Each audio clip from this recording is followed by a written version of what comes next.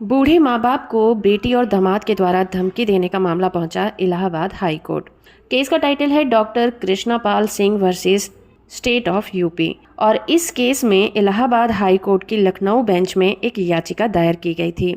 जिसमें अपनी 2 बेटियों और दामाद से परेशान बुजुर्ग माँ बाप ने अपनी प्रॉपर्टी की सुरक्षा करने की मांग की थी। साइंटिस्ट रह चुके डॉक्टर कृष्णपाल सिंह और उनकी वाइफ की याचिका पर सुनवाई करते हुए इलाहाबाद हाई कोर्ट ने जस्टिस पंकज मित्तल और जस्टिस सौरभ लवानिया की लखनऊ बेंच ने तत्काल इस पर कार्रवाई करने के आदेश दिए और 6 वीक के अंदर जो कार्रवाई की गई है प्रेजेंट करने के लिए भी कहा है। इस मामले की बात करें तो मामले में बुजुर्ग माँ बाप लखनऊ के अलीगंज में पुरानिया क्रॉसिंग के पास अपने मकान में रहते हैं। उनके 3 बेटियां हैं और उनमें से एक बेटी अपनी फैमिली के साथ कनाडा में रहती है। बाकी की बची 2 बेटियां और दामाद उनका मकान हड़पना चाहते हैं और इसी मंशा को पूरा करने के लिए उन्होंने मकान में किसी अजनबी लेडी को रख लिया है, जिसकी वजह से बुजुर्गों की लाइफ खतरे में आ गई है। इसके रिलेशन में बुजुर्गों ने लखनऊ जिलाधिकारी को एक एप्लीकेशन दी थी, जिसमें अपनी और अपनी वाइफ की सुरक्षा की रिक्वेस्ट भी की थी और बेटी दामाद को प्रॉपर्टी से दूर रहने की मांग की थी।